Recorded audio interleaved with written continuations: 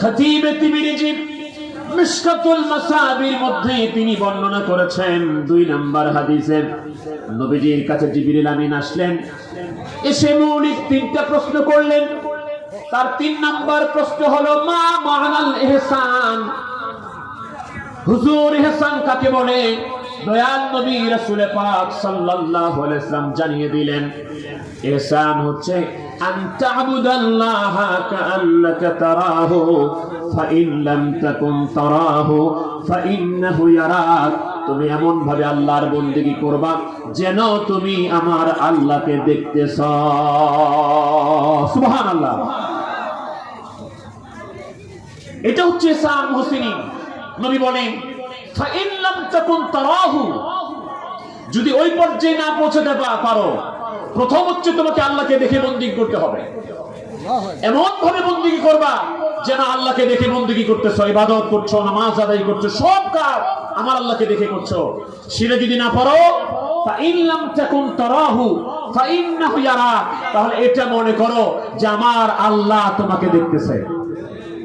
আমি এলাকার কোন আলেমের বদনাম করব না, এলাকার কোন মসজিদ ইমাম সাহেবের বদনাম করব না, কোন উলামায়ে কেরামের সমালোচনা করব না। আমি বাস্তবতা মেলাবার জন্য বলছি, যদি আপনার এলাকায় এই ট্রেনিং থাকে, এই শিক্ষা থাকে, ওই মসজিদে ইমাম সাহেব ওই শিক্ষা দেয়, আমি তাকে স্যালুট জানাই, আমি তাকে কংগ্রাচুলেশন জানাই। যে শিক্ষাটা সারা জীবন আল্লাহর ওলিরা দিয়েছেন, তার শীর্ষে খাজা বাবা ফরিদপুরি, যেই ডাকটা সাধারণত অন্য জায়গায় পাওয়া যায় না, অন্য মসজিদে পাওয়া যায় না, অন্য মাদ্রাসায় পাওয়া যায় না। আমি আবার বলছি, তারা যদি কেউ যদি এই শিক্ষাটা দেয়, আমি তাদেরকে স্যালুট জানাই। কিন্তু সাধারণত যেটা পাওয়া যায় না, যে আল্লাহকে দেখে দেখে বন্দেগী করো, এমন ভাবে বন্দেগী করো। খাজা বাবা ফরিদপুরি সারা জীবন ডাক দিয়েছেন, বাবা আপনারা আমার কাছে আসেন, আমার কথা শুনেন, বাবা দেখেন আল্লাহকে পাওয়া যায় কিনা। বলছেন না ভাইজান? কেবলাজান ডাক দিয়ে বলছেন, বাবা দেখেন আল্লাহকে পাওয়া যায় কিনা, দেখেন আল্লাহর সাথে যোগসূত্র স্থাপন করা যায় কিনা। এটা বোঝার জন্য 18 শিল্পীর খাজা বাবা ফরিদপুরি উদাহরণ দিতেন। বাবা ছোট্ট একটা বটের বীজের মধ্যে বিরাট বটগাছ লুকায়িত থাকে, একটা আমের আটির ভিতরে বিরাট তাল গাছ লুকায়িত থাকে, একটা তালের আটির ভিতরে বিশাল একটা তাল গাছ লুকায়িত থাকে। কেবলাজান বলতেন, বাবা এই আমের আটিটাকে ভাঙলে আম গাছ পাওয়া যাবে না, তালের আটিটাকে ভাঙলে তাল গাছ পাওয়া যাবে না, বটের বীজটাকে ভাঙলে বট গাছ পাওয়া যাবে না। কিন্তু এর ভিতরে আম গাছ আছে, তাল গাছ আছে, বট গাছ আছে, এটা বাস্তব। ঠিক তেমনি বাবা মানুষের বামিস্তন 2 আঙ্গুল নিচে চামড়া হাত, এর ভিতরে এক টুকরা গোস্ত আছে। ও বাবা, যে গোস্তটাকে ইংরেজিতে বলা হয় হার্ট, বাংলায় বলা হয় হৃৎপিণ্ড, আরবিতে বলা হয় কাল্ব। বাবা এই কাল্বের মধ্যে আমার আল্লাহর ভেদের মহাসমুদ্র লুকায়িত আছে। ওই জায়গায় খুঁজলে আমার আল্লাহকে পাওয়া যায়। এই সন্ধান দিয়েছেন আল্লাহর ওলিরা, দ্ব্যর্থহীন ভাষায়, দ্বিধাহীন চিত্তে, স্পষ্ট আকারে কেবল আল্লাহর ওলিরাই বলতে পারে যে দুনিয়াতে থাকতে আমার আল্লাহকে পাওয়া যায়। তাই না ভাই? এই কথা কে বলতে পারে? যিনি আমার আল্লাহকে পেয়েছেন তিনিই বলতে পারেন। অতএব সে দাওয়াত দিয়েছেন সারা জীবন খাজা বাবা ফরিদপুরি। আর দয়াল নবী বললেন, ইহসান হচ্ছে ওইটা আমার আল্লাহকে যেন দেখে দেখে বন্দেগী করছো। যদি সেটাই না যেতে পারো, তাহলে এটা মনে করো যে আমার আল্লাহ তোমাকে দেখতেছেন। এই ট্রেনিং বিশ্ব জাকের মঞ্জিলে সারা জীবন দিয়েছেন খাজা বাবা ফরিদপুরি। ওই ট্রেনিং এখনো চলতেছে ৮০ বিশ্ব জাকের মঞ্জিলে। প্রত্যেক নামাজের আগে বলা হয় না যে খেয়াল কালবে ডুবান, খেয়াল কালবে, কালব আল্লাহর দিক, আল্লাহ হাজির নাজির, আল্লাহ দেখতেছেন বান্দার দিলের হাল।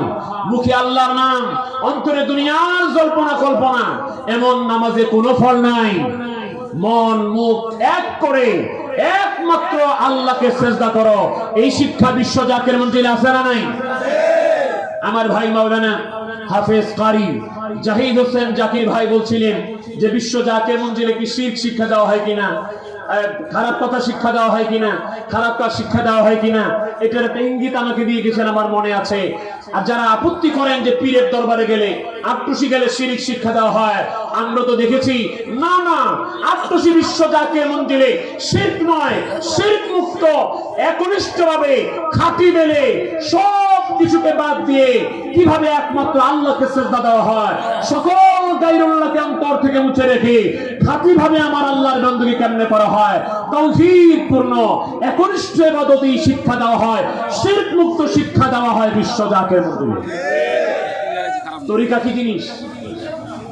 তরিকার ডেফিনেশন, তরিকার সংজ্ঞায় আত্মশির পীর কেমাজান বলতেন, বাবা তরিকা হলো সেই পথ যেই পথে গেলে শয়তানের কুহক থেকে বাঁচা যায়। তরিকা হলো সেই পথ যেই পথে গেলে দুনিয়ার চাতরা কাঁঠাল থেকে বাঁচা যায়। বাবা তরিকত হচ্ছে সেই পথ যেই পথে গেলে নফসের করাল গাছ থেকে বাঁচা যায়। বাবা তরিকত হচ্ছে সেই পথ যেই পথে গেলে শিরক মুক্ত হয়ে খাঁটিভাবে আমার আল্লাহর বندگی করা যায়। সেই সুন্দর পথটার নাম হচ্ছে সত্য তরিকা, তাই না ভাই? তো বিশ্ব জাকের মন্দিরে কি শিরক শিক্ষা দেওয়া হয়? শিরক মুক্ত একনিষ্ঠ বندگی শিক্ষা দেওয়া হয় বিশ্ব জাকের মন্দিরে। আমার কেবলাজান হুজুর খাজা বাবা ফরিদপুরি যখন আমাদেরকে তরিকা দিয়েছেন, আমাদেরকে যখন মুরিদ করিয়েছেন, তখনও তিনি বলেন নাই যে বাবা তোমরা আমার তরিকা মতো চলো, আমার তরিকা মানো। আমরা এই কথাটা ঢাকাবাসীকে, সারা দুনিয়াবাসীকে স্মরণ করে দিতে চাই। খাজা বাবা ফরিদপুরি তিনি যখন আমাদেরকে তরিকা দিয়েছেন,